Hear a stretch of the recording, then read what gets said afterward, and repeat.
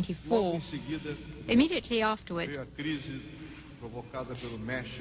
in order to implement these recipes, was such that in just 1 month we lost $10 billion by about 18 or 20%. But in 1997, the same recipe, and this is what we did. We increased interest rates, which reached more than 30% a year.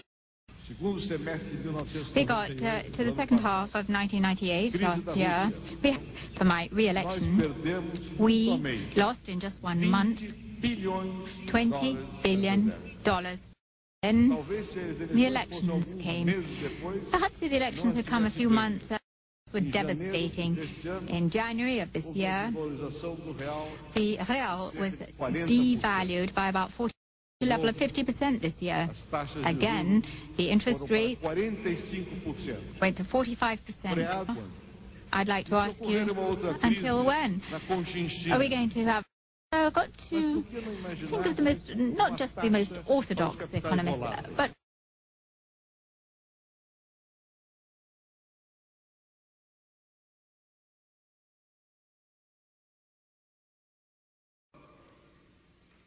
I don't think we have studied enough what each other has done and how it might relate to our own experience. For example, in the countries here represented, taking Brazil to the side a moment, just let's take the EU and the US and Canada.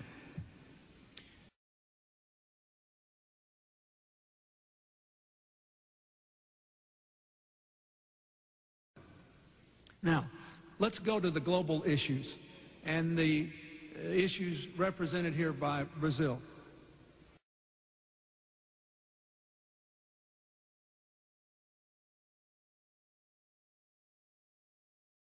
And I would like to talk very briefly about, one, international institutions, two, what the countries, the emerging economies themselves have to do,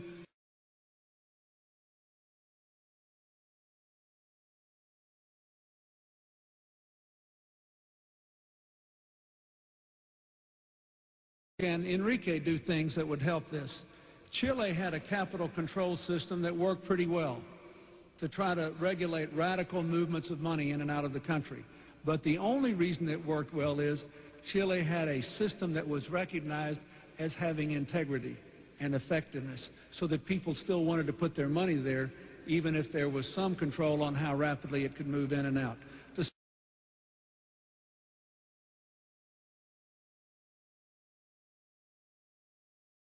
Governments have to have good, honest financial systems.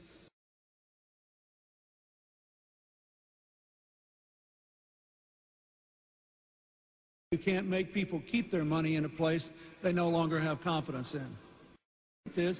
In most developing countries, governments are too weak, not too strong.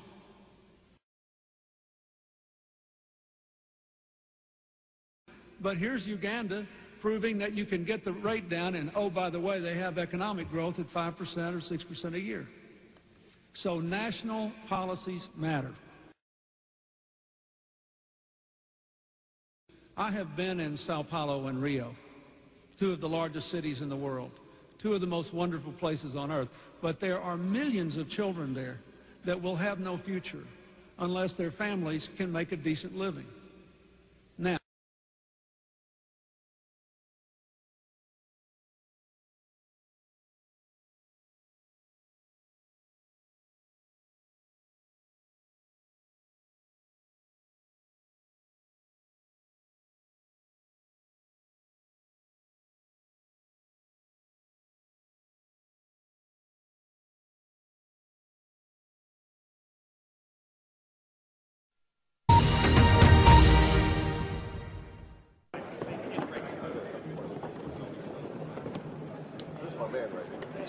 Love this guy.